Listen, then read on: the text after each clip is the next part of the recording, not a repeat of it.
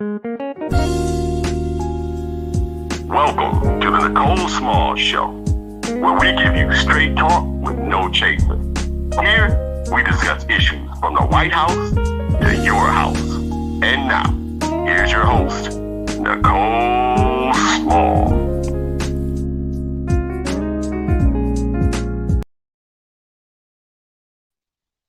Good morning and welcome to the Nicole Small Show. Today is Monday, March the 8th. Our topic today is how strong is the backbone of our community?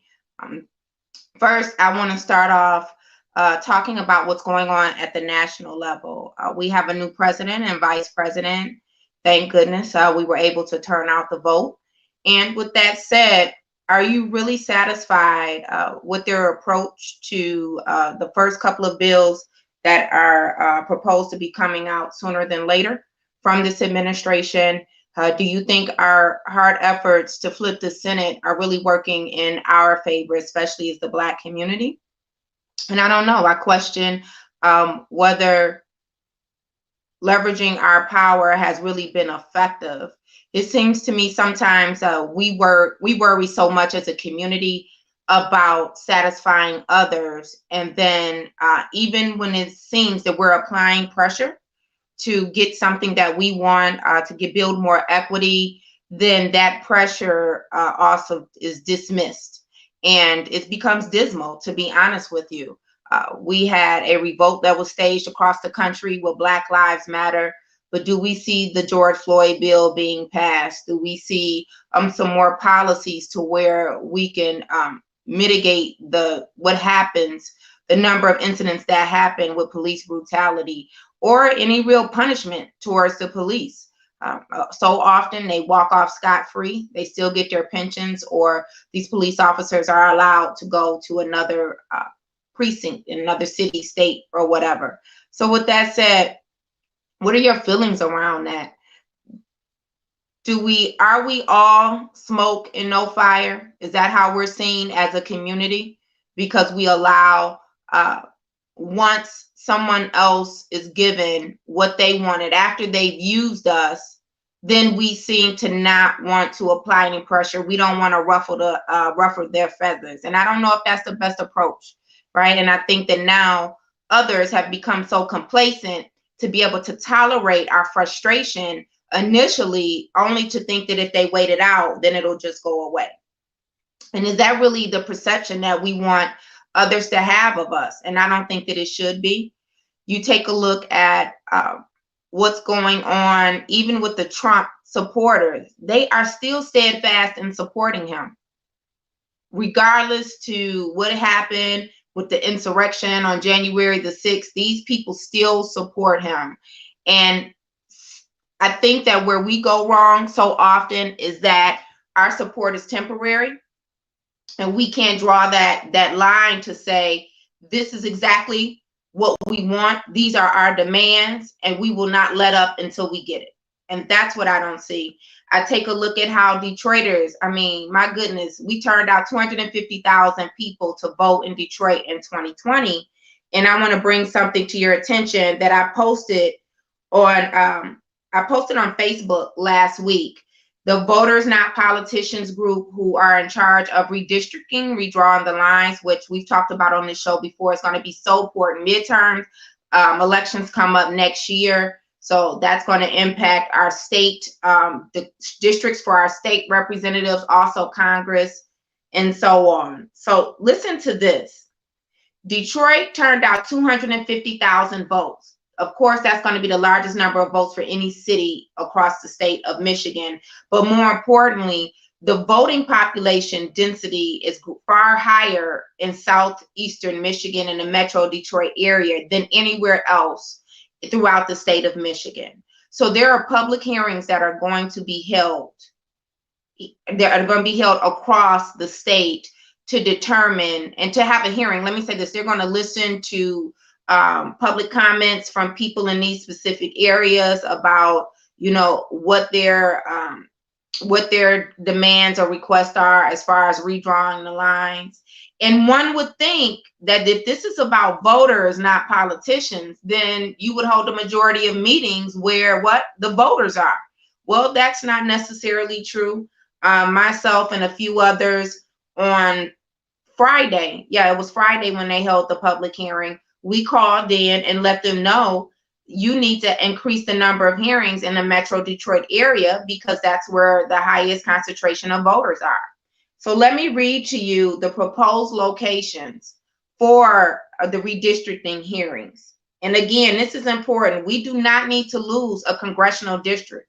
And you know, if they have these meetings too far away, going up north, a lot of us will not attend. That's just the reality of it. Some of us may not even attend if they're around here. I'm hoping that they will remain virtual, but the reality is that these start in May. So I don't know if they're going to open up the doors where people can actually come to meetings by then before they're done with the public hearings. But here we go. Here are the proposed locations. Alpena, that's May 3rd. Traverse City, May 4th. Sault Ste. Marie, May 5th. Marquette, May 6th. Benton Charter Township, that's at Lake Michigan College. That'll be May 10th. Muskegon, May 11th. Grand Rapids, May 12th. Cadillac, May 13th. Jackson, May 17th. Lansing, May 18th. They're going to have their first and their second there. Midland, May 19th. Flint, and they're going to have two. That'll be May 20th. Southfield, that'll be May 24th. So that's Metro Detroit.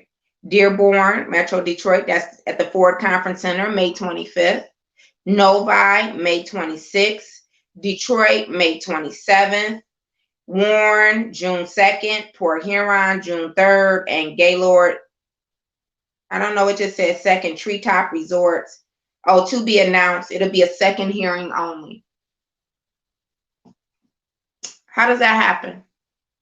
How is it that we turn out the vast majority of the votes and this group that is supposed to be voters, not politicians, has enough nerve to hold the majority of hearings outside our area?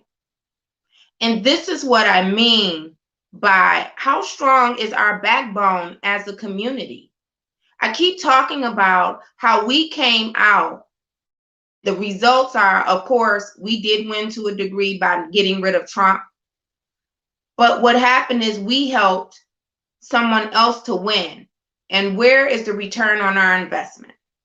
Where is the chair of the Democratic Party? Where is the leader of these organizations that always come around when it's time to get grant money or money from the party to get GOTV dollars? Where are they? Because I didn't hear them on a call. And that's concerning. So they use your information and they say that they've contacted you. This is during election year because this is how it goes, right? They say that they've contacted you, they've engaged in you, educated you about the election. And just by saying that they touched you, this is how they make more money every year. What are you getting for it? If they redraw these districts next year and we lose a district, a congressional district, if we don't respond now and become proactive and we lose this congressional district, I guarantee you a lot of you are going to be sorry. But the problem that I have with it is, where are these people who this is supposed to be in your wheelhouse? You have been elected to manage and to address these types of issues. Where are you? Where are you standing up for us to make sure that you do whatever is in your power to secure that we sustain 2 congressional districts in the city of Detroit? Where are you? And if you're not going to show up for this, then what are you doing? What are you doing? We just had another election for the party, the state convention. So people were reelected. And you turn right around, you're not even going to address this issue? How important is this? We stand to lose 2 congressional districts, not to mention when they redraw these districts for your state representatives, you may not like the way the lines are drawn. And who better to address that issue than you or someone who's supposed to represent you and your concerns? So we're going to now, once again, we've come out. People have made a lot of money off of having a huge uptick in the presidential election to turn out 250,000 votes in the city of Detroit. So what are you, the voters, going to get out of it? In a minute, you're going to get screwed if somebody doesn't step up and do something about that and voice their opinion. But thanks to all of those who stood up and had something to say. I don't know, but you need to take a look at it. Also, let's talk about our leadership here in the city of Detroit. And of course, I'm going to get to the whole Black Bottom Saints thing. You know, I'm really about to get to that. But we had a budget hearing on Friday. The mayor had his budget hearing on Friday with City Council. And I think tomorrow I'm trying to get someone on. Hopefully they could come on and we want to walk you through that budget, because it's really important that you understand what's being proposed to do with your tax dollars. And especially with all of these threats of a shortfall and, you know, going into bankruptcy, trying to blame that on the city charter when it's really the fault of those who are in leadership. But before I get to that, where are our leaders on this? This is the city's budget. And the mayor is proposing that he does what he always does, play three-card Monte with our tax dollars, with the general budget, and with federal dollars that will come into the city. Where are they? And what are going to be our demands for City Council to stop rubber stamping everything that this man asked for? You talk about being the backbone of his privilege and his entitlement. That's what it seems that the majority of City Council is serving as, not to be servants of the public. Again, this is a man who has committed malfeasance, misappropriation of funds, right? We don't know where the CARES Act money went. We don't know what has happened with the funding for a lot of this development. We're never getting a return on our investment. $17 million is in the cloud already for neighborhood improvement out of the proposal in. So where's the backbone to stand up for us in the community? Where are they? What does that look like? I guess it looks like those of us who are always out there. But where are these other elected officials to stand up and say no? I didn't hear a lot of, there were some who questioned the mayor. But who's going to tell him no? Who's going to tell him no? Who's going to tell him no? We can't allow you to have access to this much money because you have shown us over and over again that you manipulate information, that you will misappropriate funding, that you will engage in bid rigging. You will stop at nothing. You tell us one thing and you do another. Where's the backbone to stand up and say, these are public dollars that you are misappropriating? Who's going to do that? And the silence is deafening. And, you know, I want some of these council people to know, just because you say a few words, I want to see those actions. I want to see you follow through with saying no. This is the reason why we are telling you no. We have acknowledged your past behaviors and what you have done to the people with their money. And this is why we're telling you no. Where is that at? It tends not to show up like it should. And so again, how strong is the backbone of our community? You know, a lot of times people will say, well, you're the only one who is standing out there. And I think so many of us have heard that, right? Over and over and over again. Well, you out there by yourself, so you might as well let it go. Maybe some truth to that, but not really. Because I think that that's all a game that's played to try to convince you not to challenge these improprieties that you see happen so often.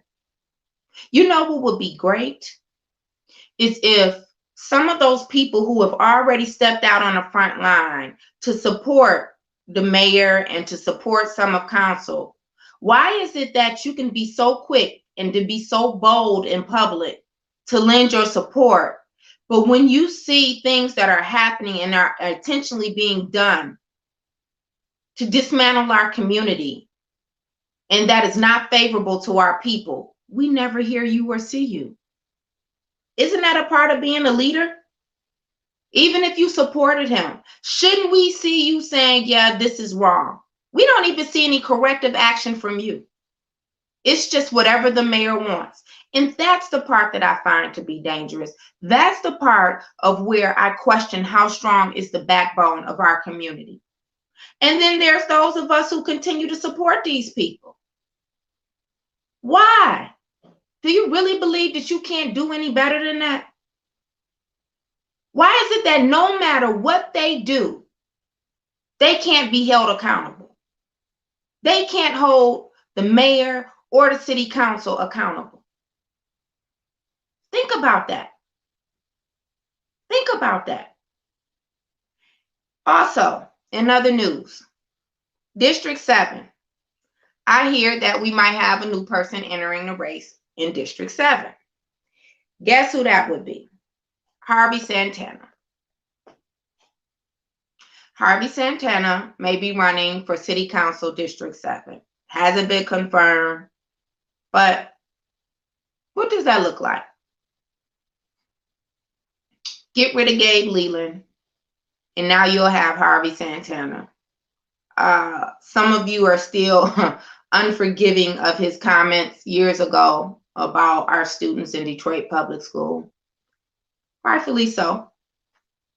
Some of you are going to question what his ability would be to actually represent the best interests of that community, which is very diverse, but it's a community that is largely faced with some challenges.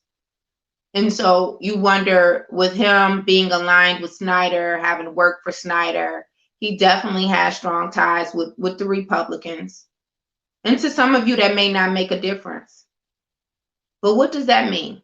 What would that mean? What type of representation would that be? Is that something in District 7?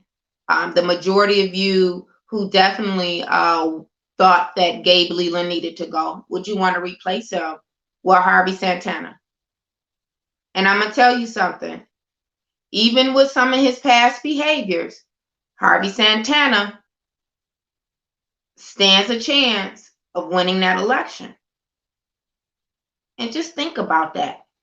Every time we get rid of one, here they come with another one. What I always question is, if this is true, Harvey Santana doesn't even need this job. What are you running for? You're not passionate about the will of the people. We haven't seen you actively engaged in District 7. We haven't heard you weighing in on any legislative policies or issues that come across the table for City Council. So maybe he won't run. I really don't believe that he needs this job. I don't. But just the thought of it. Let us have some peace. I don't live in that district. I'm not going to fight the fight, but it's something for you to think about. And there are so many people who are running in that race for that district. And we know that this is all by design. But if Harvey Santana gets in the race, I mean, he will be a candidate that people are going to definitely strongly consider, like it or not. Again, where's the backbone of our community? How do these things happen? Just a simple fact that we're talking about people who are running who have not been engaged in the community.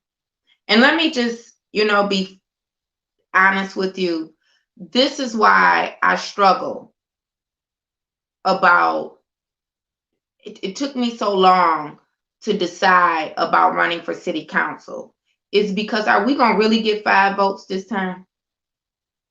Or are they always just going to keep replacing us with the same old recycled opposition that we continue to have. Corporate figureheads, because that's what they might as well be, because they support all corporate welfare. That's my issue with it. Don't you deserve better? Don't you?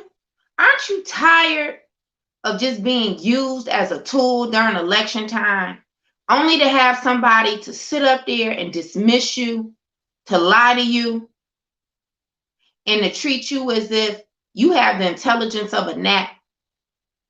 Aren't you tired of that? You should be. I think you should be. Sometimes I think we focus on the wrong things. That also talks about the strength of the backbone of our community. You know, some of you claim, oh, I want Mike Duggan out. Oh, I want this council person out. But you do nothing but stir the pot. You will do everything. You spend more of your time trying to dismantle a person who's opposing the people, the side that you claim to want to get rid of so badly. And you leave, it's like open season for who was really supposed to be the opponent, to just walk on through, because you're messy like that. Can't even stay focused on the prize. And that's sad. You know, it's exhausting sometimes that the people you're fighting for are sometimes the biggest opposition in a way. It's frustrating. It's frustrating sometimes.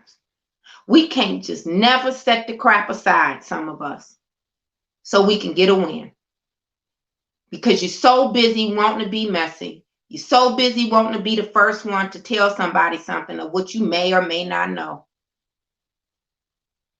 Because you know what? It's hard fighting that opposition. It's hard fighting that Mike Duggan machine, isn't it?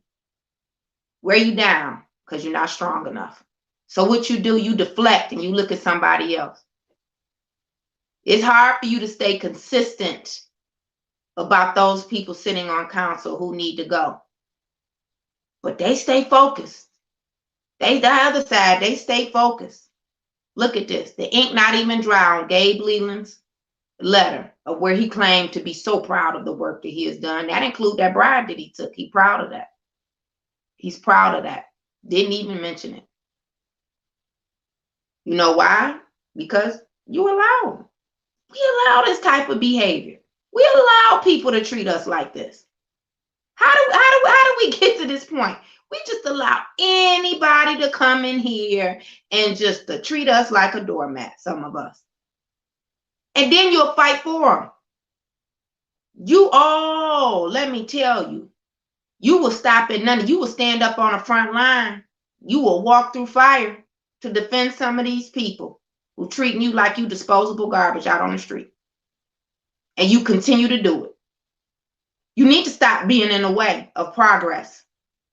If you say you won't change and you want some people out of here, here's a news flash.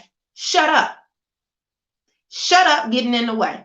If you don't have anything to say to move us forward, then you should shut up. I know everybody has a right to say what they want, but see, you can't have it both ways. And don't think that we don't see you and that we don't see what you're doing. That is the problem. That is the problem. So now we're faced with another challenge in District 7. What you gonna do about it? We have a budget for the city, your tax dollars, keep that in mind. Are you concerned about how it's going to be used? Those of you who are talking about, safety in your community, are you concerned how the police department gets an increase in their budget every year, but we don't see an increase in officers in the neighborhood? We don't see, we see an increase in crime though. We see an increase in that. We see an increase in new vehicles out on the street. Like, what are some of the things that you're going to ask for? Because these are the things that strengthen the backbone of our community when they see that we're focused on the real issues and the real problem. How that money is spent is a problem because we don't see it benefiting a lot of our communities. These are things that you're supposed to be concerned about. I understand that some of you really can't digest the overall budget because it may be complex, and that's okay. But a lot of you can. And if you don't do anything else, just start off with the one area that you have a lot of interest in. So if it's safety, if it's how the health department, right? Because this is a pandemic. If it's housing, if it's water, pick one particular area and find out about that and then make your demand. Because at the end of the day, council is supposed to work for us. This is how we become stronger. This is how we make government work for us. And not to just benefit others, not to just benefit these millionaire and billionaire developers and businesses that come in here, not to just benefit what the 11th floor was, but to benefit the people. We have to pay attention to these things in order to become stronger. This is important. And see, what happens is we have these hearings every year. And so once the decision is made, then it's so hard to fight after the decision is made. We have to learn to leverage our power while they're in negotiations. That's what we have to get better at, is leveraging our power while they're in negotiations. We're coming out of a pandemic. I want to be clear again. No one has told us what happened to those millions of dollars for the CARES Act funds. I keep bringing that up because if you allow them to get away with $100 million, if you allow them to get away with not telling us where the $17 million has gone to from neighborhood improvement, then they're going to continue. They think that you don't know any better. I need you to start pushing for your council people to respond to these questions. And then you need to make demands that show that you will actually get a return on investment, that those dollars will be invested back into your community. And I don't mean that literally like it'll be an equal split all across the city. That's just not going to happen. But it should be a more equitable disbursement. And what happened to the organizations and the leadership who would sit here, and the onus of responsibility wasn't so heavy on the community, I don't think, before, like it is now, right? We have to do a lot of our own work because so often those popular leaders that we have, they don't want to have these discussions with you. So often now, once they get what they want, they dismiss you and your concerns, or they want to feed you half-baked truths. And that's a problem too. But again, these are your tax dollars. Look at how they're being used. Look at what's going on in the fire department. Didn't they just have an accident because a group of firemen were out drinking and driving on the rig? That's not the first time that's happened over there, by the way. But you know you were paying them, right? And you know you pay for that rig. That's out of your tax dollars. You know what I find interesting? I heard that the majority of the firemen were white, but the black man was arrested. How does that work out? How does it work out that you have a commissioner whose response is, yeah, you know what? They were really depressed because of the pandemic. Oh, those are the kind of excuses that we're making up now?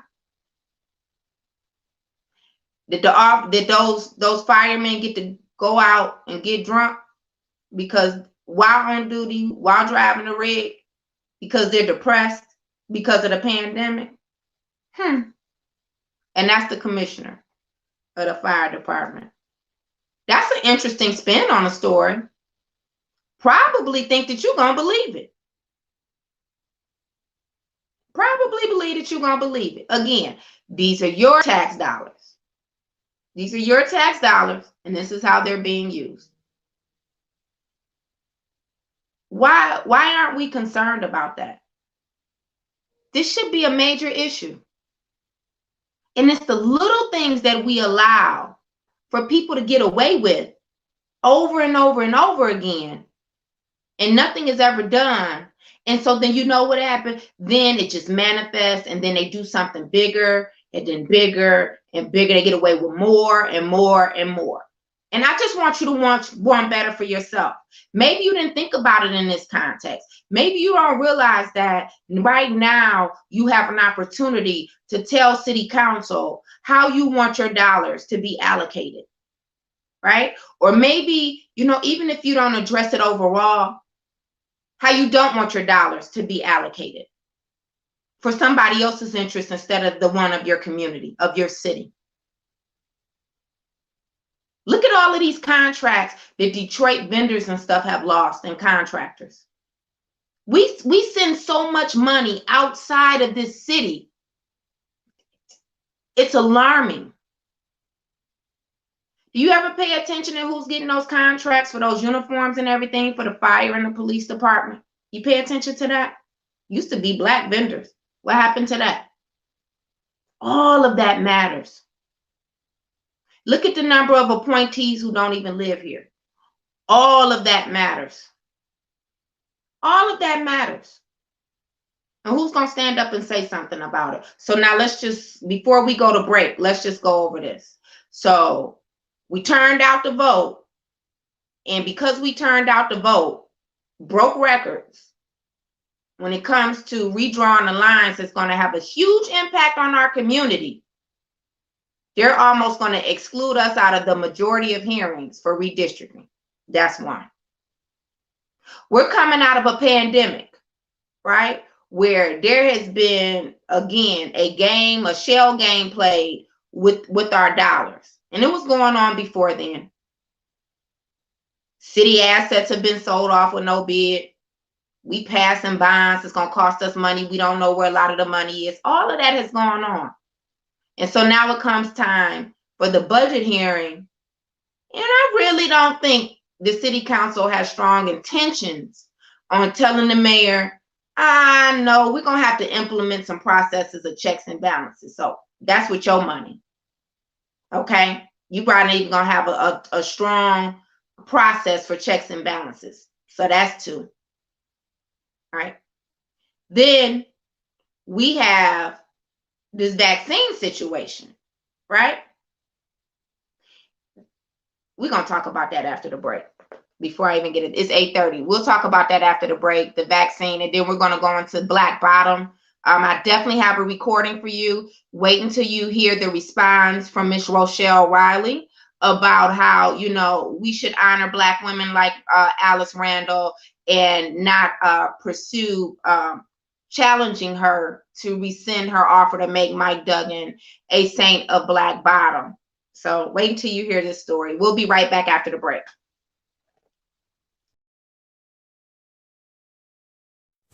Tune in to the Nicole Small Show, Mondays and Tuesdays from 8 to 10 a.m., where you'll get straight talk with no chaser. If you miss a show, then you won't know. Be sure to like and subscribe on YouTube and Facebook. Protect the vote, Detroit, with Beverly Kendall Walker for Detroit City Clerk. Be the change you want to see in the world. So protect the vote, August 3rd, 2021. Call or text Beverly Kendall Walker for more information at 313-618-9749.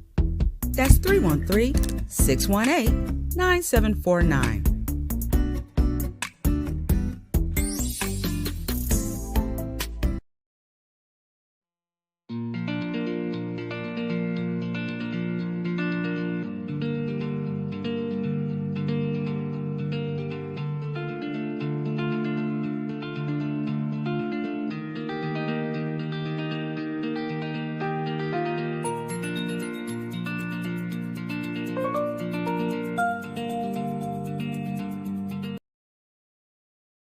You voted, now what? You Voted Now What LLC is a social impact marketing firm for the business person looking for bold strategies to unleash the buying power of our community. That's social impact marketing. Find more info at info@youvotednowwhat.com. Mention the Nicole Small Show for a 15% discount. That's right. Email info@youvotednowwhat.com for more information. And remember, get your souls to the polls August 3rd, 2021, for the Detroit mayoral election.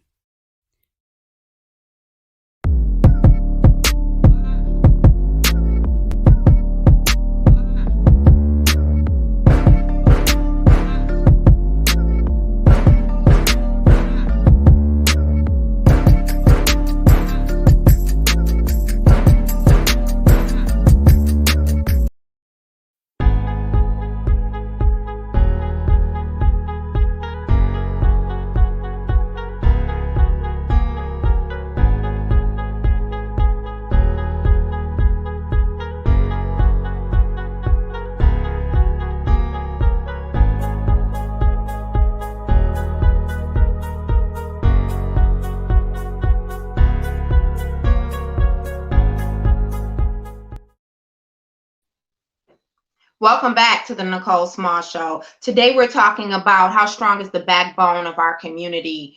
And before that, I talked about what was going on at the national level. Are we really getting a good return on our investment until the 2021 presidential election? Let me say this. I am happy that we have someone who is more presidential than Donald Trump, which it didn't take much. I do support the immediate response and from President Biden around this whole pandemic, whether you support the vaccination or not, just to put people in place, in my opinion, who are experts around gaining more control around this. Let's just say this, less people are dying. And it's a total difference from what we experienced around this time last year. I know in the month of March, I had already lost like 11 people that I knew. And so I am happy to see that. You know, these are the behaviors of someone who is supposed to be the president of the United States of America. So I do support that. Not that enthused about his selection of his cabinet picks. I do want to see, because Black people came out in record-breaking numbers, I would like to see more policies and bills pushed and passed through from this administration that will build more equity and justice in our community. So let's see what happens with that. Of course, we have the stimulus checks that are coming out. And so at first I was worried. I said, boy, I could see Trump using this as a branding message. Oh, see, look how much money that you received with me. And now they're only going to give you $600. So now we have another $1,400 that's coming. And if I'm not mistaken, I believe that your children would also get a $1,400 check. So I know a lot of you will be excited about that. And that will be a huge relief off of the burden, the financial burden that you've been experiencing during this pandemic. So those are some things that have happened. Anyway, it wouldn't be too much that Biden would have to do for me to think that he's as bad as Trump. I'm just going to be honest with you. That's me. That's my personal feelings. But I would like to see more. But I also would like to see more from our community. Stacey Abrams and her team, they did their thing in Georgia to help flip the Senate. I still often wonder, like, how it seems that we're struggling to get things passed with the Republican Party, and we're supposed to be the majority. Not really understanding that. So we have to be careful when we get people engaged and we sell them these ideas, right? Like, oh, flip the Senate, things are going to change, that we're very cognizant of our words and our messaging, to let them know that there's a process to everything, because everyone doesn't know. And, you know, there's so many people suffering. This pandemic has done a number on us. And so I just want us to think about that and be more intentional about how we engage with voters, especially in our community, because what I see happening is that they think that it's going to be a rapid and an immediate change, because often that's the way that it's so. Let's just be honest. Like, if you do this, we flip the Senate, we can stop this, we can stop that. You get a new president, you won't have to deal with this, you won't have to deal with that. I mean, the wall is still up. When are you going to tear the wall down? But let's be a little bit more realistic, because what I see happening is it'll make our jobs harder when we go back out to engage with voters And they'll say, well, you told me this last time, and then look at what's going on now. Because I'm gonna tell you something, the people who you think are not paying attention, when you get out here and you canvas and you door knock, and I'm gonna just be honest with you, the affluent neighborhoods you expected, but my favorite is when you go into those middle class or people who are making maybe poverty wages. Listen, they are on it. Don't let them fool you. They pay attention. And I love that about our community, right? Is that they hold us to a standard too. Like once they figure out, they feel like they've been bamboozled, they're going to call you on it. And that's okay. We need more of that.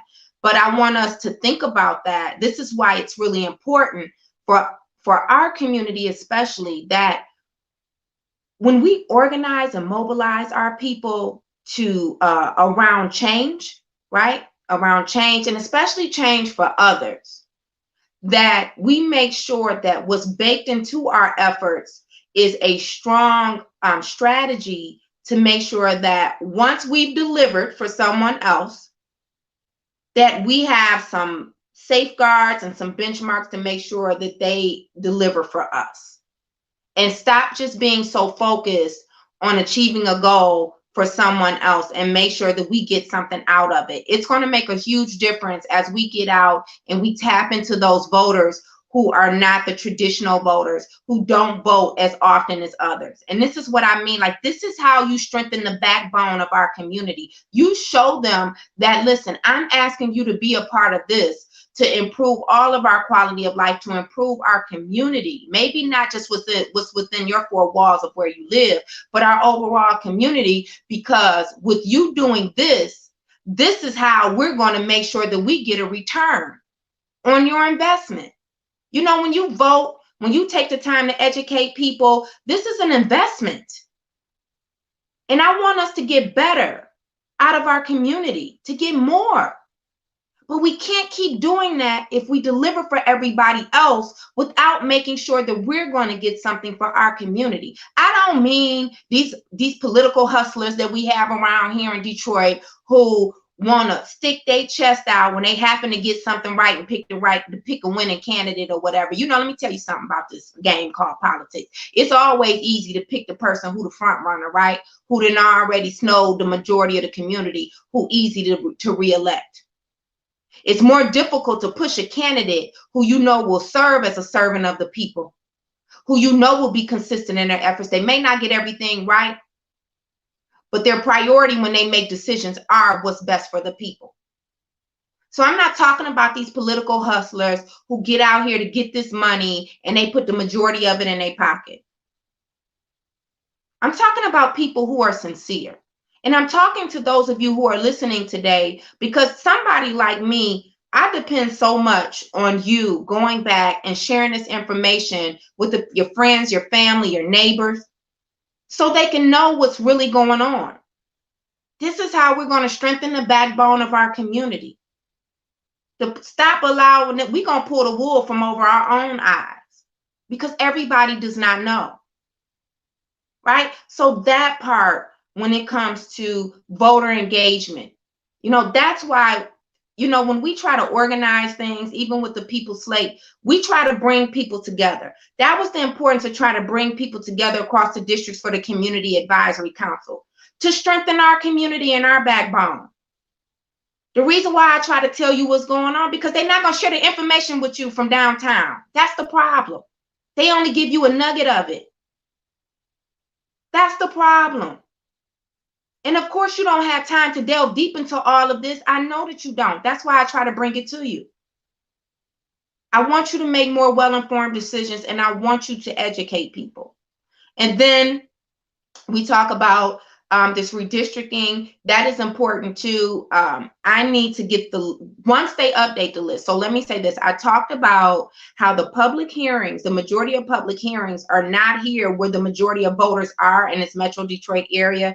But there were several of us who hopped on a call on Friday. We expressed our concerns. And let me say this, it wasn't just Black people. It was white people. And some of them didn't even live in the Metro Detroit area, but because they understand how this process works and they're all for democracy, they too supported what we were saying, is that they need to take a second look at how these hearings are being scheduled and in what areas. So hopefully, they will go back to the table and we will get more public hearings here.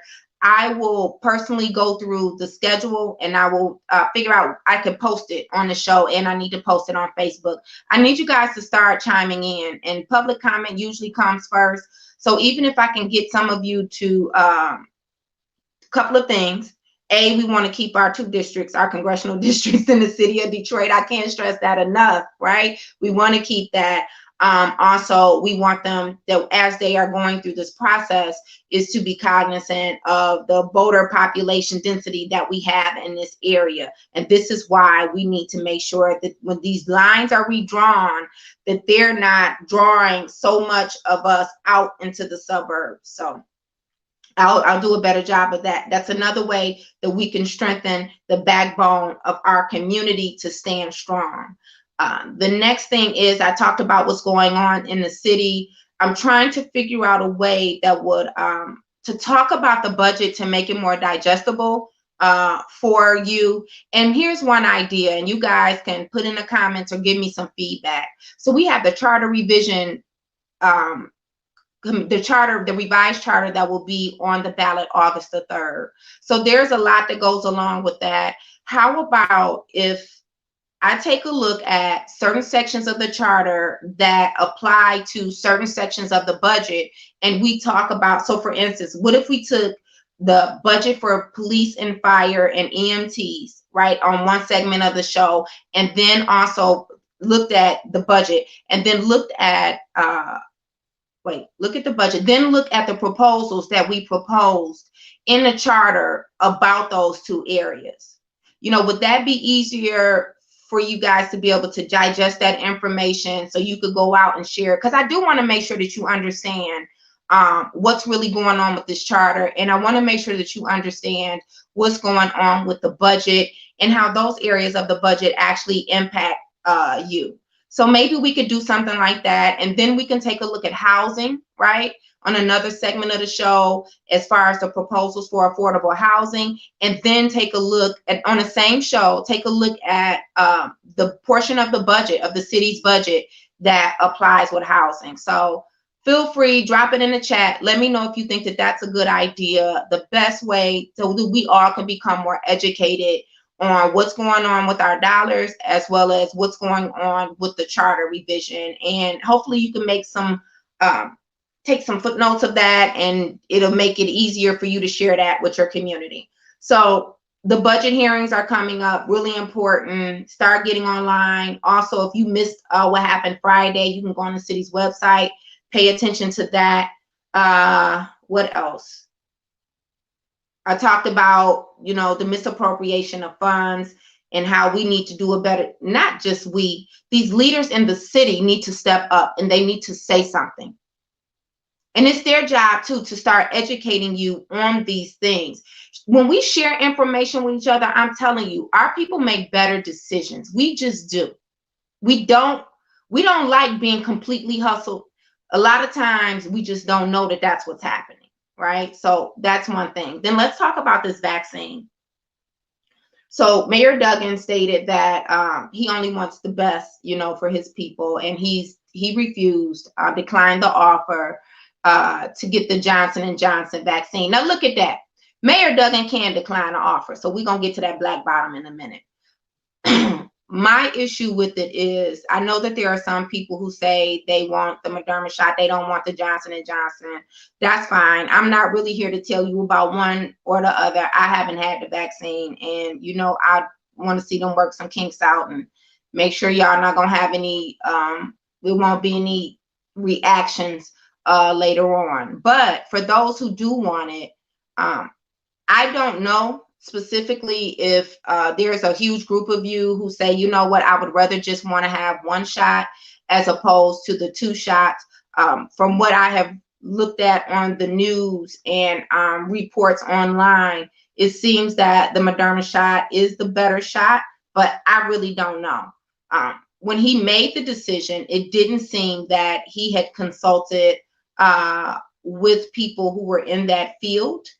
researchers and medical experts, because it didn't seem as if he had a medically sound reason for not wanting to get the Johnson & Johnson shot. So there was a lot of backlash from that. With that said, I find it interesting how the president's press secretary can make a statement about what the mayor here did, and then we have city council members who are saying, oh, he just misspoke. Is that really your job? I don't think so. And how do you know? I think he meant exactly what he said.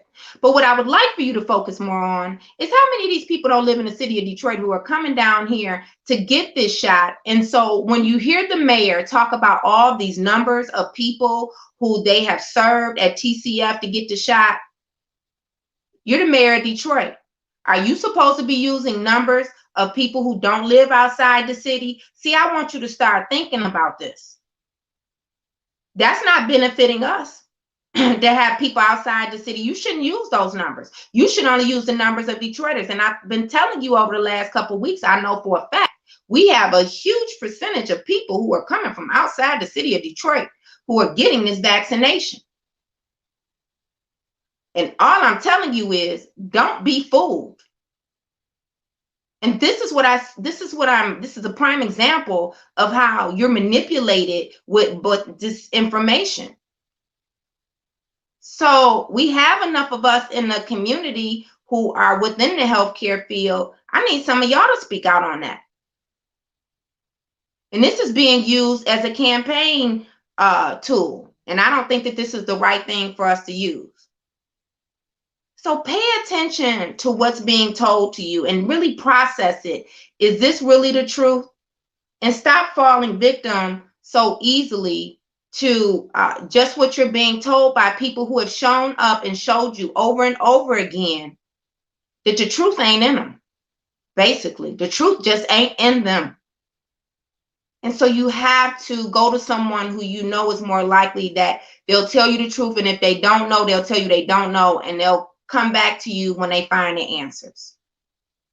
But the only way that we can be stronger is if we stand on our own truth and if we become more educated about these issues and speak out on them.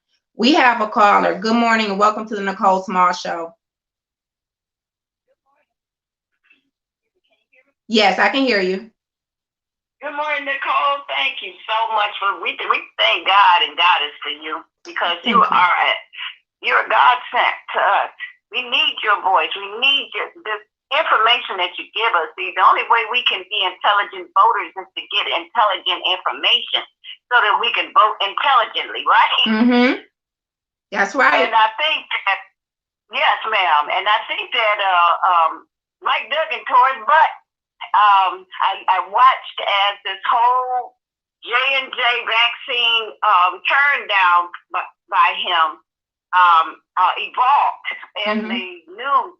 And with Joe Biden and with the Democrats, Mike Duggan is a problem for them now, and they see that. And I think it's going to cause them to investigate him.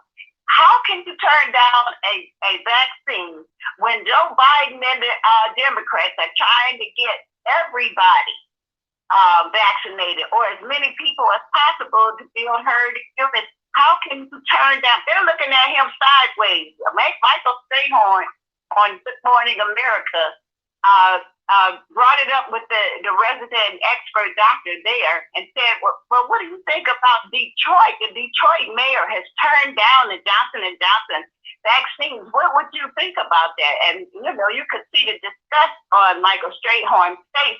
And it wasn't a disgust like, oh, maybe he started wrong. The disgust that I saw on Michael Strayhorn's face was that this is a racist white mayor who is preventing Black people from getting vaccinated. That's the look he had on his face. And when he rolled his eyes and looked at the doctor expert there, the doctor expert trying not, white people really think that white supremacy is a mess. But even a white doctor said, if you are offered a vaccine, take it. What are you doing? Yes. He couldn't believe it. And Meet the Press. The question, Chuck Stokes asked the expert for Joe Biden, what if someone is turning down the vaccine? He said, we don't want anybody to turn down vaccines. We're trying to get everybody vaccinated. This is a pandemic we're in. Yes. No, don't turn it down. And then Chuck Stokes and Meet the Press went on from there to talk about racism and how racism is causing Black people to lose their lives more so than anybody else. So they're tying Mike Duggan refusing the J&J vaccine to a racist move. And I think this is where we need to jump in. Those of us who know this man is a murderer and a thief and an extortionist and a mobster. He's running Detroit like Daley did in Chicago, but we know that he's a murderer. He took this vaccine situation, pandemic, and he's using it to kill Detroit. Now, this is my opinion. I know people don't like for me to say things this outrageous, but it's outrageous that this guy would turn down life-saving measures in the pandemic for Black people in Detroit and then have other people from other communities come in here and get vaccinated over us. His priority is Detroit. No, I agree. And he's using it, and he's using it to fundraise. You know, nobody's talking about that either, how he's sending out these emails. And we have people who are in a pandemic who are right now, they have the virus, and people who have died and are dying of the virus.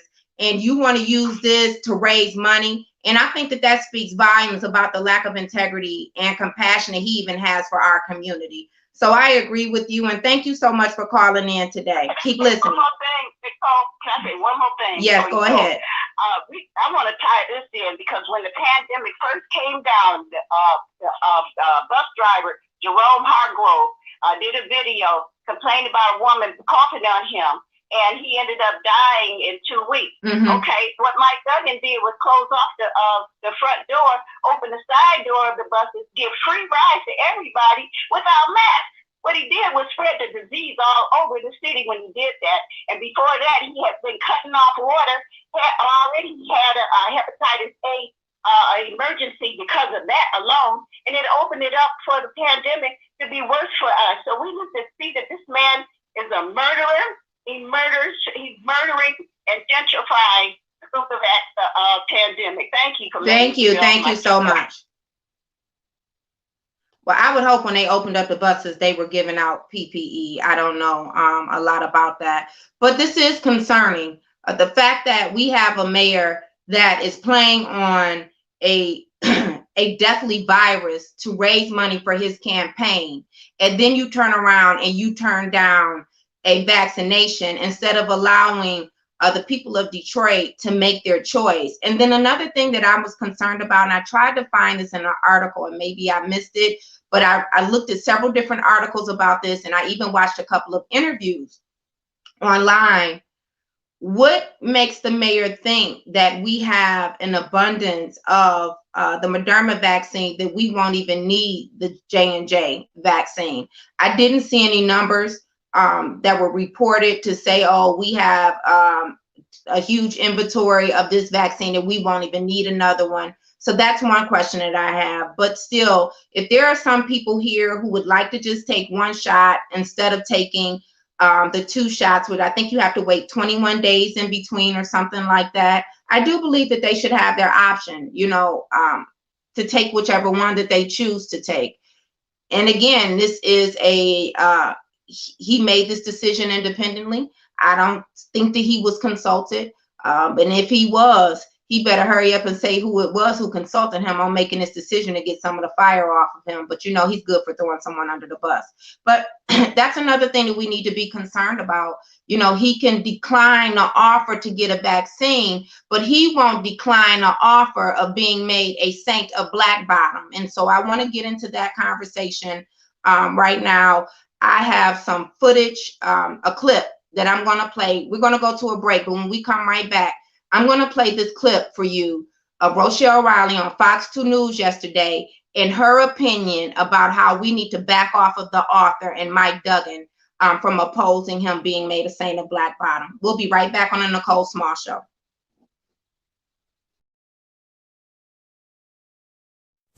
Tune in to the Nicole Small Show, Mondays and Tuesdays from 8 to 10 a.m., where you'll get straight talk with no chaser. If you miss a show, then you won't know. Be sure to like and subscribe on YouTube and Facebook. Protect the vote, Detroit, with Beverly Kendall Walker for Detroit City Clerk. Be the change you want to see in the world. So protect the vote, August 3rd, 2021. Call or text Beverly Kendall Walker for more information at 313-618-9749. That's 313-618-9749.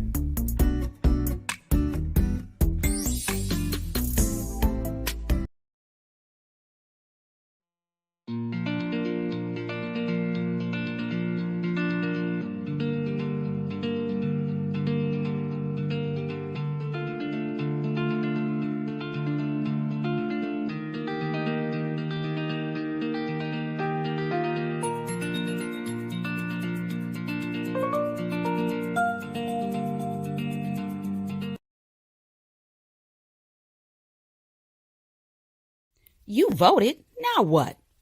You Voted Now What LLC is a social impact marketing firm for the business person looking for bold strategies to unleash the buying power of our community. That's social impact marketing. Find more info at info@youvotednowwhat.com. Mention the Nicole Small Show for a 15% discount. That's right. Email info@youvotednowwhat.com for more information.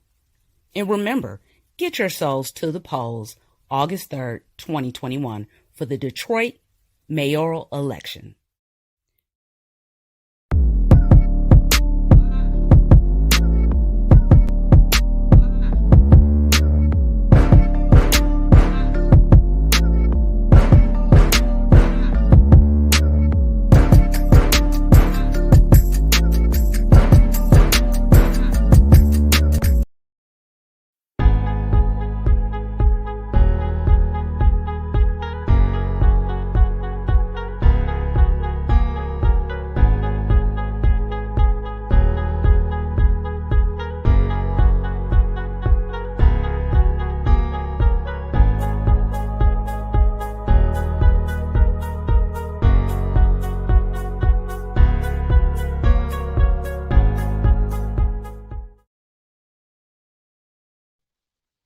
Welcome back to the Nicole Small Show. Today we are talking about how strong is the backbone of our community. And we talked about a host of things going on from the national level all the way down here locally. And I want to talk about recently, last Saturday, February the 27th, there's an author, Alice Randall, and she wrote the book, Black Bottom Saints. And during a Black History Month series panel discussion, hosted by Rochelle Riley, who is the Director of Arts and Cultural Affairs for the City of Detroit, appointed by Mayor Mike Duggan. This author, Alice Randall, said that she was going to have a portrait painted of Mike Duggan as a Black Bottom Saint. To add insult to injury, she's going to have this portrait painted by a New York artist. A lot of us take great issue with this so-called honoring of Mike Duggan as a Black Bottom Saint. He has done nothing. He has done nothing to support the area that still exists where Black Bottom was. He was not a part of that era. His family did nothing to contribute to help the families who were displaced from Black Bottom. This is our history. And today at 1 o'clock at the Old Miller High School, which is now University Prep, 2232 Du Bois Street. It's right over there at Antoneum and Berner or Shane. You know, they kind of intertwine. Today at 1 o'clock, join us as we oppose the honoring of Mike Duggan becoming a saint of Black Bottom. Listen, people, this is our history. And I don't care if it is Black women who are supporting it, and this is International Black Women's Month. You know what? We should do better by each other. And the only way that we're going to preserve our history is we make sure that just because someone looks like us, someone who once lived here as a child and the author claims that she was kidnapped from Detroit and all of this other madness, You haven't even lived here in decades. And so for you to come in and to say, because you wrote a novel and because you read some books and spoke to a few people about what went on in Black Bottom, I would like to know who those people were, because the people that I have spoken to who were a part of Black Bottom, they are appalled that Alice Randall would even consider making Mike Duggan an honorary saint of Black Bottom. This is our history.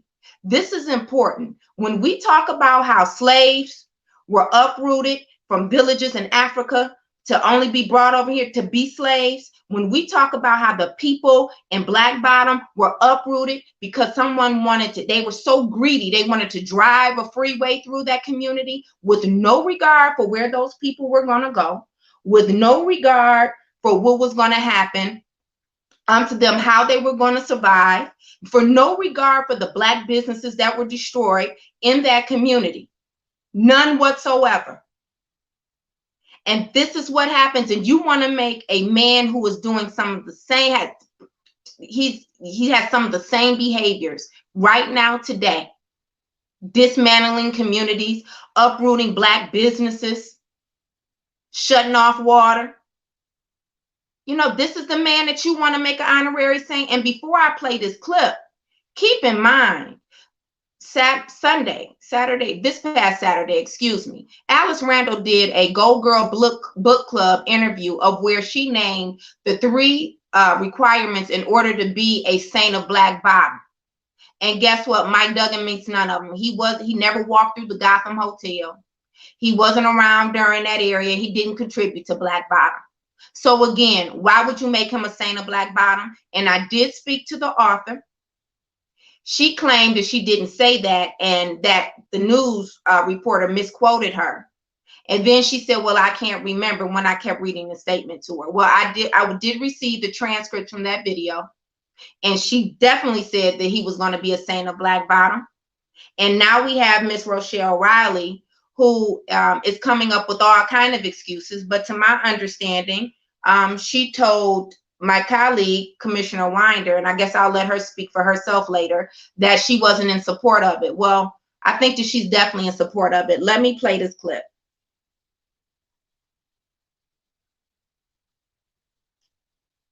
To any Black woman in Detroit, please, with more on that controversy. To any Black woman in Detroit, please stop attacking Black women. Please don't do that. We have a chance if we work together to do some amazing things. Rochelle Riley is Detroit's Director of Arts and Culture. She is responding to the reaction aimed at author Alice Randall and her attempt at honoring Detroit Mayor Mike Duggan. We have asked her to rescind her offer to make him a saint of Black Bottom, and we're also asking for the mayor to decline the offer.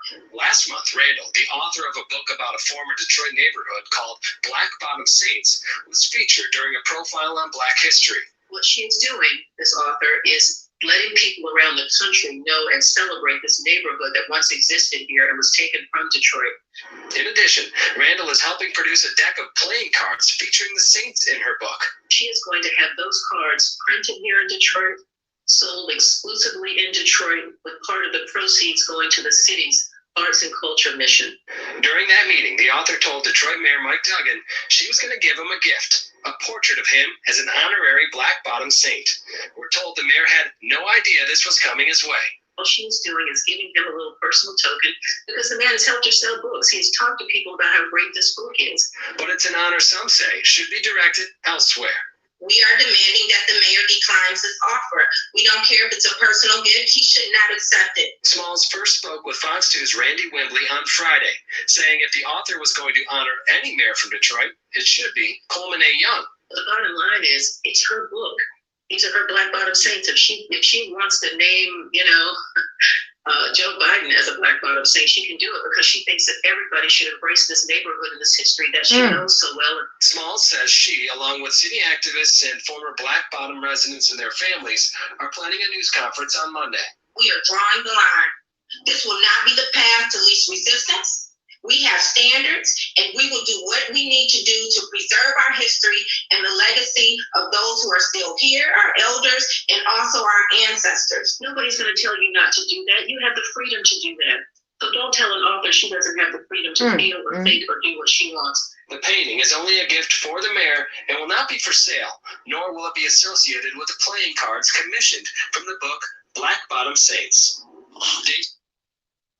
You hear that? First of all, let me start off with this. The fact that Rochelle Riley has the unmitigated gall to state that, please, Black women around here, don't attack another Black woman. Where's the attack? No one has called this woman out of her name. We are simply addressing a statement that she has made, a behavior that will rewrite the history of our people who have put in sweat equity into that community, who died as a result of being uprooted in a manner that left them no other choices but to be homeless and to go into a behavior of survival. For people who had all of their hard work just torn apart and ripped away from them. So how dare you say that this is an attack? I'm attacking another Black woman. What about all of the Black women who lived in Black Bottom to have their experiences overlooked, to not be honored as a saint of Black Bottom, but instead for this woman to go and highlight Mike Duggan? What about that, Miss Rochelle Riley? But you know what? This is exactly what I expect from one of Duggan's minions who are not from here. Maybe that's what you do in North Carolina, Cincinnati, but that's not what we tolerate here in the city of Detroit. Miss Rochelle Riley, how dare you? And how dare you say she could do what she want to do and, she can make Joe Biden one. That's what you think about our history and the legacy of Black Bottom? Just bring all kind of white men in here who had absolutely nothing to contribute to Black Bottom and to make them a saint? That's how little you think of that community that was torn apart by majority white men, because it wasn't Black men who made that decision.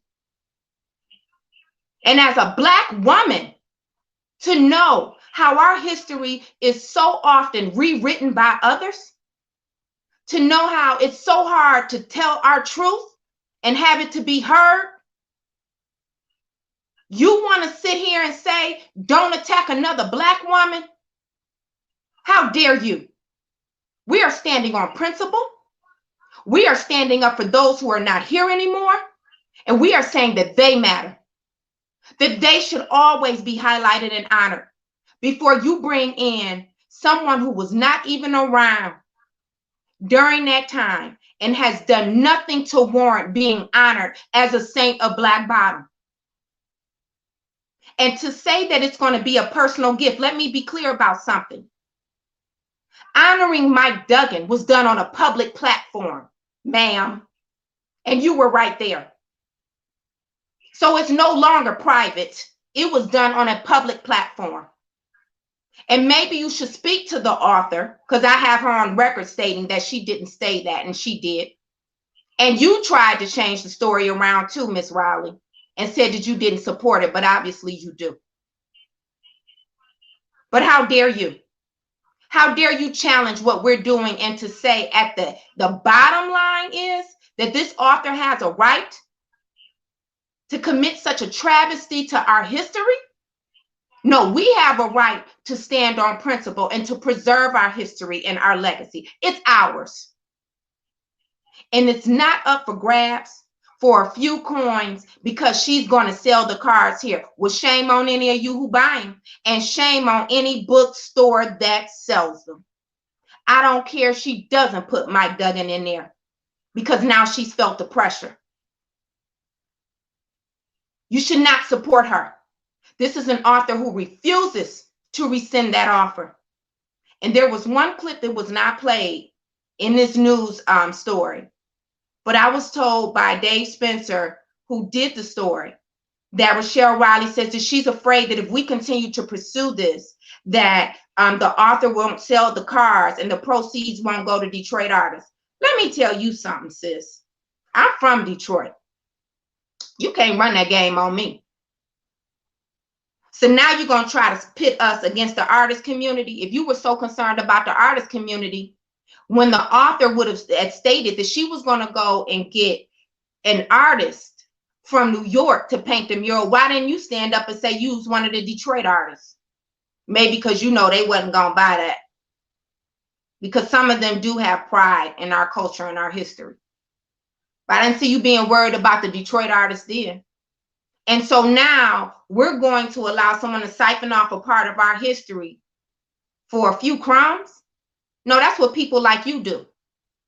Somebody gives you a title and a few dollars, and you sell your soul. The problem is this time, Miss Riley, you're trying to sell our soul too, and we're not buying it. But I am highly insulted by your response, and shame on you. Shame on you. And those who associate themselves with you, they should tell you about it. How dare you? This man has enough privilege. He does not have a right to our history. Period. You're the same person who would allow for a slave master to be honored because you know what? I guess he didn't beat the slaves as often. That would be your position too, right? Because anybody, anybody can do, they're an author. They can write whatever story that they want to. Okay. Let's take the next caller. Good morning, Stevetta. I'm doing well. How are you? Okay. My comment is this. I'm thinking, isn't it 2021 instead of 1951? Yeah. People think, it's not that we're trying to destroy this black woman in her artistic work and her writing and still. We just want you to write the right story. First of all, she's not even, she was born here, but she has never grew up here and raised here. So how you going to tell a story that you know nothing about? And plus, we got quite a few black men. We got attorney Robert Millender. We got Coleman Young. Mm-hmm. I can just name a few that you can put on a card and write about. I'm so tired of people making excuses about us. That's what you said earlier. We're not tearing down this woman. We just want this black woman to write the right story. But she's tearing us down. But she's tearing us down. But being an Uncle Tom in 2021, that bull has passed. We ain't trying to hear that. Thank you, Nicole. Have a good day. You too. See you later. See you at 1. And the part that kills me, she's tearing down our history. So when does acknowledging the truth about a statement that was made by the author, how is that tearing her down? Because we say we have standards. But she's tearing apart our history, and that's okay. Keep in mind, it's your tax dollars that pay Rochelle Riley too. That's your tax dollars. But we shouldn't stand up for preserving our history and legacy. But it's interesting. Every other community does. Every other community does the same thing. And it's okay. If this were the Jewish community, I bet you Rochelle Riley wouldn't tell them to stand down. If this was the American Indian community, I guarantee you Rochelle Riley wouldn't tell them to stand down. Even if it was the Irish community, bet you Rochelle Riley wouldn't tell them to stand down. But you're going to tell us to stand down. They have the right to do it. We wasn't asking you for your permission. Last time I checked, I don't recall having anybody to call you to consult with you about whether or not you approve that we're going to address this issue. The sad thing about it is that you're not standing with us. That says a lot about you. That salary and that title means so much to you that you're willing to discredit so many others that lived in Black Bottom, that contributed to Black Bottom. It's worth that to you. And to try to create this false narrative that we're attacking a Black woman. No, let me explain something to you. Is she bold enough in the interim of her and all of her cocktails that she was drinking on that platform to promote that she's going to honor Mike Duggan? She should stand on it just like we're going to stand against it. And if she can't take it, then we highly suggest that she needs to rescind her offer. And there's nothing wrong with that. There's nothing wrong with saying no. to a man who has lived a life of so much privilege. There's nothing wrong with saying no to people like you, Miss Riley, who want to come in here and want to be considered and have people wrap their arms around you as if you were Detroit. You know, you're not even from here, and I don't even know if you live here yet. But because somebody gives you a title, so for a few pieces of silver and gold, you're going to tell us that we shouldn't have any principles about our history? You have a whole lot of nerve.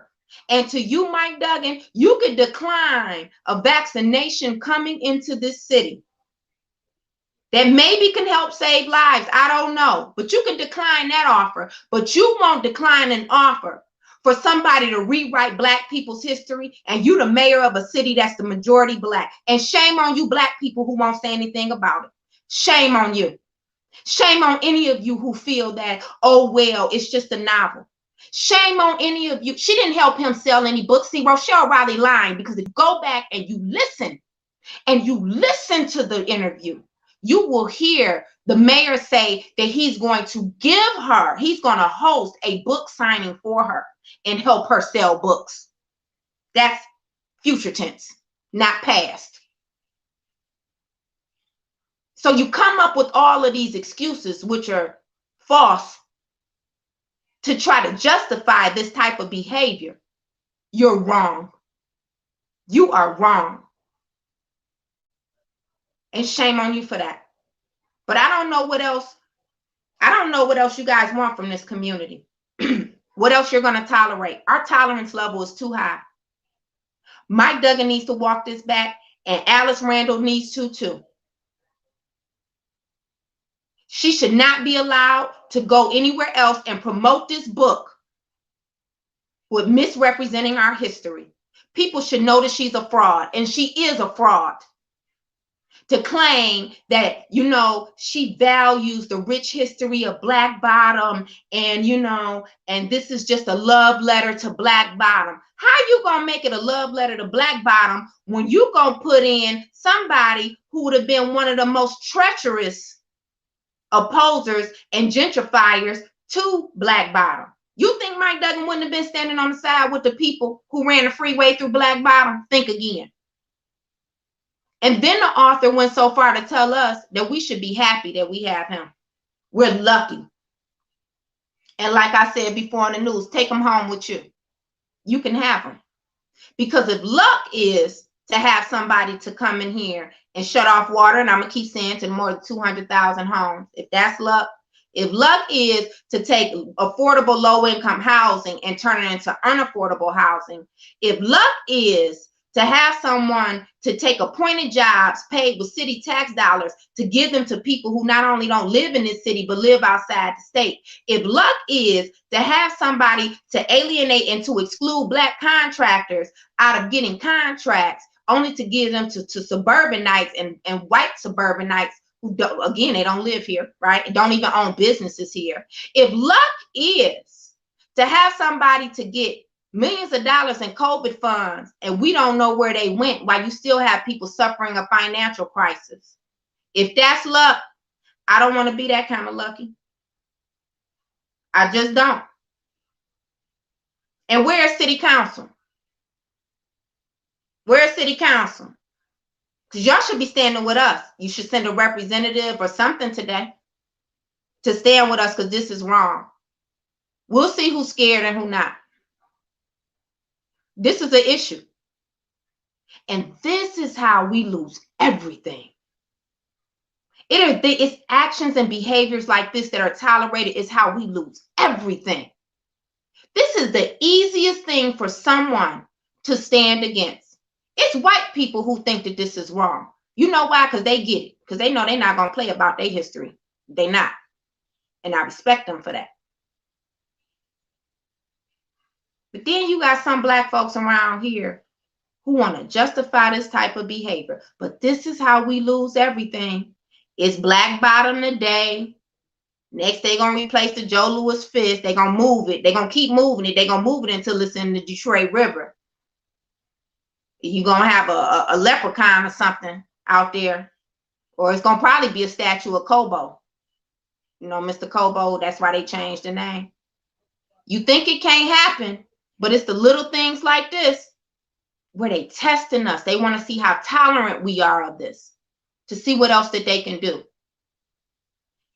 This shows how disconnected and how insensitive the mayor is to our history, to racial biases, and to the systemic racism that we experience for generations. We lost generational wealth when Black Bottom was destroyed. We lost a support system because, see, when we lived in a community back then, people helped each other and they supported each other. So that was torn apart. People lost touch with each other. And we also, this is how we lose our authentic selves. Because people are displaced, we don't know how to contact them to get the real story. This is what is so often done to us.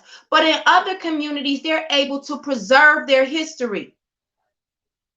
How can we sit here and allow him to do this?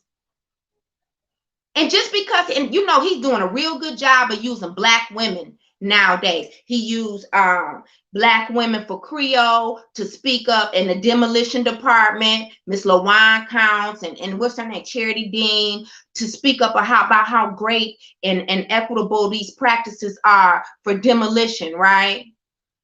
Then he uses Tanya Stoudemire to get up there and to tell all of you this load of crap about how the Charter Commission is going, the revised charter going to cost you $3.4 billion. Show me. Show me how it's going to cost you $3.4 billion. Instead, what it's going to cost them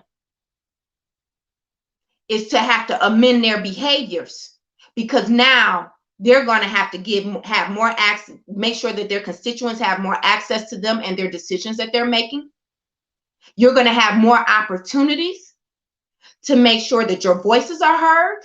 You're going to have more transparency with this charter. But no, you use a Black woman to tell a majority city of Black people, you don't want that. It's going to bankrupt you. There's nothing good in the charter. And so now you're going to use Miss Rochelle Riley. But I'm going to tell you something. She ain't from here. So you should have chose better, Mike Duggan. And if she want to know about tearing some Black women down, she ain't seen nothing. Because all that we're doing is standing on principle. She tore herself down on that interview when she stood in favor of this and just tried to, you know, diminish it to, oh, it's just a little personal gift. No, You made a public statement, the author did, and you supported it, Rochelle Riley. And that sister who was on there, Miss Janet from the bookstore, Miss Janet, don't you sell them cards. Don't you sell those cards in your bookstore here, Miss Janet. That just would not be a good decision. I would hope, Miss Janet, that you have more integrity than that, than to use your bookstore to sell those cards. And Mike Duggan needs to decline the offer. There should never be any documents, any remnants, anywhere. I don't care if it's in a safe of Mike Duggan being a saint of Black Bottom. And if we wouldn't have said anything about it, they would have taken this show on the road. That's exactly what would have happened. And it's always us who have to stay, the same few of us who have to stand up against it. Where are all of you Black brothers who supposed to be historians and everything on Black Bottom? Where are you at? I don't see you. Why do we always have to pick up the pieces? It's your job. We should be out here supporting you today at 1 o'clock. Have you made a call to the mayor's office? Have you made a call to the author? Because you guys have wrote about Black Bottom, and tell her that she needs to walk this back publicly. See, what she wants to do is that when we challenge her on these, when she comes out and she's presenting this book on these appearances, and we ask her, she just wants to say, Oh, he's not going to be a saint. No, you said he was. We want you to rescind the offer publicly. Don't act as if we don't know what we're talking about. And I have the transcripts. I have the transcripts of what you actually said. And shame on you. Shame on you. And let me read it to you. She says, we need everybody to know that Black Bottom Saints are alive and well. And there's a whole new generation of Black Bottom Saints, of new artists, new activists, athletes are doing so many exciting things in Detroit. And that everybody, so that's why I'm asking Rochelle, doesn't know this. I've asked Jimmy James Green, who apprenticed for John One Lockhart, to actually do a portrait of you, Mayor. You are now going to be an honorary Black Bottom Saint, and you are going to be a saint. Yeah, she said you are going to be an honorary Black Bottom Saint. He has begun the work on it. She's saying that the artist has begun the work on it. Hear that? Tallulah Bankhead is an actual Black Bottom Saint, and she is an ally. Oh, yeah? So you saying that Tallulah supporting this? We need to check into that too. I am so excited. It was unfortunate because of COVID. I have not been able to present this to you in person, but you will be receiving this. That is to be a challenge to everybody. So see, the author challenged all of us, a challenge to everybody to read their way into the story. So we just gonna open up the floodgates for everybody to read themselves into the story of Black Bottom. I thought that you had standards, Miss Randall, for somebody to be a saint of Black Bottom. So now our history is open to everybody, not even those who had the experiences or who made any of the sacrifices. That's how little she thinks of Black Bottom. This is why I say she's a fraud. This is why I say that she's a fraud. And so then she goes on and she says, find their saints, for everyone to read their way into the story. Find their favorite saints. Let the saints be alive in their life. Honor this tradition and get their honorary citizen of Black Bottom status. Just keeps getting better. Now he's going to have honorary Black Bottom status, Mike Duggan, and whoever else she decides to make a saint of Black Bottom. I hope you guys will have to let me know. It will be sent to you, and I don't know if the city of Detroit allows you to possess it or whatever. It will belong to the office of the mayor. I thought this was just a personal gift. It says right here it will belong to the office of the mayor. But it is sent as a personal gift, but it belongs to the office of the mayor. Don't play games with me, Rochelle Riley. Don't play word games with me, because you were there to hear all of this. And for the author who seems to have amnesia, there you go. I just read your statements to you. This is dangerous. We have another guest on the line, Ms. Brenda Hill. Good morning, everybody. Good morning. How are you? I'm okay this morning. And can I say, I just witnessed Meghan and Harry take on the whole British monarchy. And anybody in the British Commonwealth that didn't agree with them, because the monarchy, the British press, told their story wrong. Yeah. That did a 2-hour interview. Yes.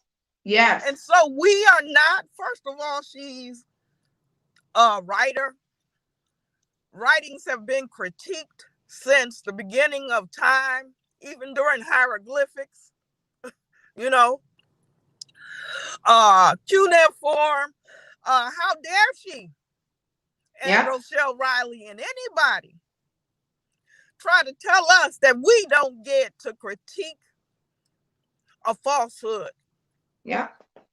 Of our history. And then try to tell us, use that reverse psychology BS and tell us that we ain't woman enough. We not doing it. How dare us critique somebody?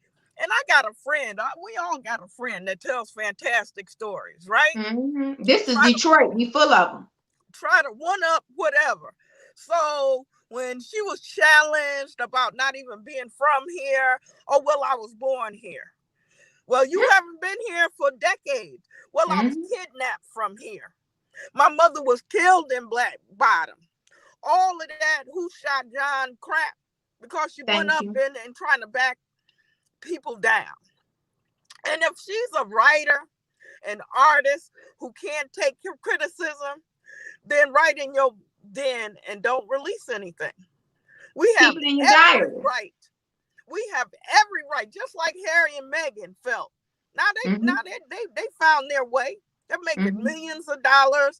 They living in an exclusive neighborhood. They're having their second child. They're living their best life. But they turned around and said, no, you've been lying on my wife for the last 4 or 5 years. We're not having that. His father stopped speaking to him because he wanted to speak out.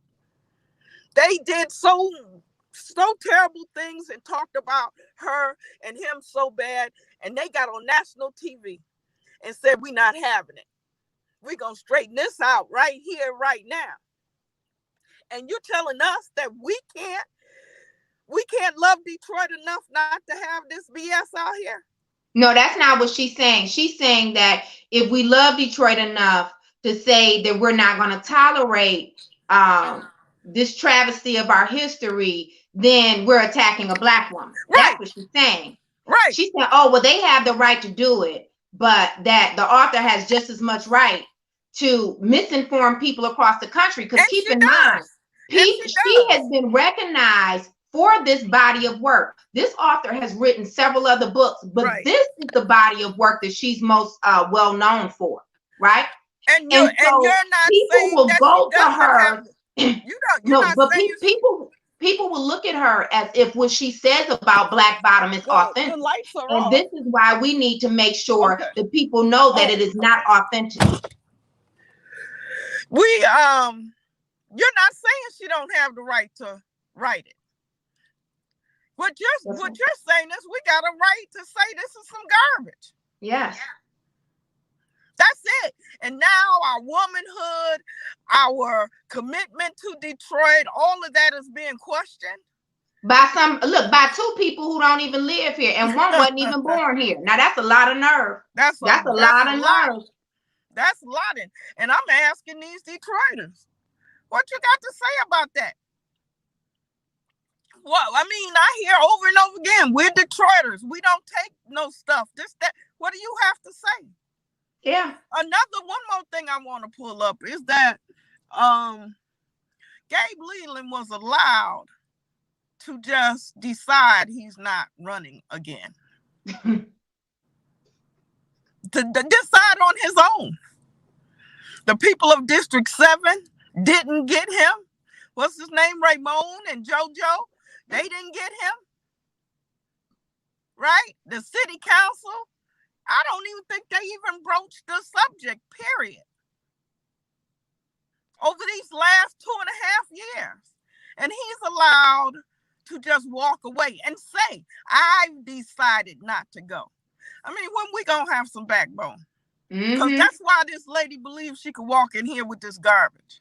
And this is why Rochelle Riley believes, because she was appointed by Mike Duggan and she could dictate to us what's going to be tolerated. That's the problem. I agree. So what say you, Detroit? Yeah. Yeah. And we're going to see how many people turn out today at 1 o'clock over there at the old Miller High School. Now it's University Prep or whatever. Yes, right. And we're going to see how many of you are willing to stand up and to say no. And for those of you who can't make it because you have a conflict, you need to start posting and sharing this. And send some representatives. Send some representatives. And you need to contact these two women who are telling us that you know what? We're less than. That's what you're saying. You're saying that our story and our history isn't important enough to make sure that we preserve the authenticity of it. Right. Right. You know, when other people, this is a lineage to the city of Detroit, and everybody else preserves their own. Rochelle is way out of line. And for Way. you to take people's Detroiters' tax dollars and to stand here and to stand in line with this, you know what, shame on you. But these are the type of people that Mike Duggan picks. People who have no regard for our quality of life, for our experiences, for our ancestors. That's right. See, it wasn't none of her people who lived in Black Bottom. That's why Rochelle Riley don't care. And I question whether or not this author had people who lived there. Not to even respect the position. Yeah. That's what Rochelle Riley is. And she's not even saying, okay, I disagree. No, she's attacking. You're wrong. You're stupid. How dare you? Oh, for a couple of dollars. Just turn a blind eye to this. You know what it reminds me of? Remember when Black people were brought into slavery, it was other Black people that fooled them into believing that they were being recruited for, to go someplace nice or for jobs. And even the other ones who were kidnapping the people from the villages and everything, it was us who did it, right? And why do we do it? For money. Well, that's why we did it, for money. We kidnapped and hijacked our own people for money. And so Rochelle Riley, for money, for a salary, and for a title, you're going to sit up here, you're going to support somebody hijacking our history. It's the same thing. It's the same thing. You are a problem. And this would not be tolerated from her. She should not be able to be amongst Detroiters, to make money off of Detroiters and make that kind of statement. And this is what we allow. That's right. And so Detroiters are going to have to take a stand on this, as well as other things that we've allowed to happen. And I'm TJ and I spoke to this last week about housing in this city. Mm-hmm. And I'm telling you that much of what happened in Black Bottom, because they were forced out. But the problem is they could not find any housing in other areas of Detroit because of the pricing. And that's what's happening right now. There's no place in this city that has a reasonable rate of housing, cost of housing. And if they do, it's a huge waiting list. And if it is, it's a huge waiting list. And that's the problem too. It's too few residential properties that are affordable still left in this city that are decent, and that's the thing. First of all, it really doesn't matter what neighborhood it is in. The gentrifiers have come in and put $200,000 and $300,000 mortgages on their houses. Mm-hmm. A house that we couldn't get $5,000 for 10 years ago. But which is the same thing that happened, to your point, which is the same thing that happened during Black Bottom. That's my point. Yes. And then who did help the people find housing was the McDonald family, which is where we did the interview on Friday. Right. They helped Black people because they knew, to find housing, because they knew that they were displaced, and a lot of them couldn't still stay in the city of Detroit and find affordable housing. So that's what this is about. And we hope everybody joins us today, but we only have 15 more minutes. I wanted to bring you on. You have an announcement, Brenda. Well, I'm trying to hire 10 or more people. I'm involved with a campaign, and we're hiring people to get signatures. And what's unique about this is that we're going to pay an hourly wage and along with a per signature wage as well. Also, we have some locations that will be high volume so that you're insured to get signatures. You could make a couple $100 a day with this. So anybody who has me on Facebook or has Messenger, please inbox me your information. And what I need is reliable, responsible people. If you don't do that and you don't know me, you're going to be gone with the quickness. I really don't have time for it. But this is a great opportunity to make some money to help our citizens out. Anybody 16 or over, if some senior citizens want to do it as well, because we'll have a table and some chairs for you to sit there if you want to. So I need you 6 to 8 hours a day. Inbox me with your information, and I'll get back to you today. In fact, right after I'm off on this call, I'm going to position some people this morning. They're working as of today. All right, so you're asking for people to get signatures for a petition. Do you want to tell them what it's for or no? Well, it's about the sign ordinance. Okay. And so it'll be too complicated to waste your time right now, but we will explain it to them. We have a new ordinance, which is tying the cost of signage with MDOT roadwork funding, which is crazy. But what it will do is turn downtown into like a New York downtown with signs on buildings, on everything, which we don't own any sign companies. This will be another. And this is for Detroit, correct? This is for Detroit, yes. Okay, so people will have a location that they can go to and get the signature. Yes. We want this to be successful. We don't want you just out there, and we want you to be safe. We need you to dress, neatly and wear your mask. We're going to provide PPEs as well. We're going to keep you safe, but yes. And they are going to get paid an hourly wage. Yes, and we pay the next day on the hourly wage. Okay, and then the per signature, they'll also get paid per signature. They'll get paid per signature as well. All right. Let's give out your telephone number, Brenda, so they could get in contact with you. 313? No, that's not my number. 248. I'm going through it. 248. That's all right. 910-9821. If I don't answer, please leave your information, text me and leave me your information, or go on Messenger or Facebook and leave me your information as well. But repeat only the number one more time. Repeat the number one more time. 248-910-9821. And there's a lot of Brenda Hills on Facebook, but I'm the one with the purple and white background there.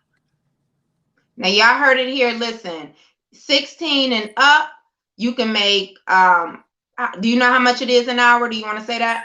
No, because I'm negotiating a higher amount. Okay, so you're going to get paid an hourly wage. Listen, now this is different. Plus, you're going to get paid per signature. That's a good deal. Usually never get an hourly wage. You just get whatever amount your signatures are. So that's right. That's right. We want to give you an hourly wage so you're assured to make some money. And you have locations to be able to go and to sit inside where the people are going to come to you. You just need to be there to make sure that the signatures are, valid, and because sometimes people print where they supposed to sign and sign where they supposed to print, that type of thing. So really all you're doing is monitoring other people as they're signing the petitions. That's easy. Right. That is very easy. And you have a place to sit and do it. I've been getting signatures for years. I've never had anything that gravy. Uh-oh, we lost her. So you have it here. Yes, we pay for ballot signatures. That's the thing. But most of the people in Detroit are registered voters. Most of the election over 250,000 people. Well, the fact that they're going to have a place already set up for them to come to, and these are local businesses, so the majority of the people probably are Detroiters. That will make it a lot easier. So thank you so much, Brenda, for joining us today. We appreciate it, and we'll make sure you post that on Facebook, and we'll share it as well. I will. Thank you, and see you at 1 o'clock today. This is another opportunity for some people to make some money, to be able to get cash the next day. You're going to get paid for the signature. Well, you'll get paid for your hourly wage for the number of hours you work the next day. Please, if you're not interested, share the information with someone else. Again, today at 1 o'clock at the Old Miller High School at 2232 Du Bois, right there off of Berner and Shane, or Berner and Antonium, and now that's the University Prep School. You'll see us right outside. We will be having a press conference calling for the author Alice Randall to rescind her offer of making Mike Duggan, honoring Mike Duggan as a saint of Black Bottom, and also demanding that the mayor rescinds the offer. He should not accept this offer and to be honored as a saint of Black Bottom. He can simply say thank you, but no thank you. He does not think that this will be a right thing to do, because this would totally compromise the legacy and of Black Bottom. And he does not want, he wants to show the utmost respect. How about that? How about you tell her, because you want to show and you have the utmost respect for those who were a part of Black Bottom, and because you weren't, you'll decline the offer. It's as simple as that. We will be back here tomorrow at 1 o'clock. Goodness, not at 1 o'clock. We will be back here tomorrow at 8 o'clock on the Nicole Small Show. I'll see you then. Everyone be safe. Come out, join us today at 1 o'clock. Again, 1 o'clock, 1 o'clock, 1 o'clock today for the press conference. Thank you and have a great day.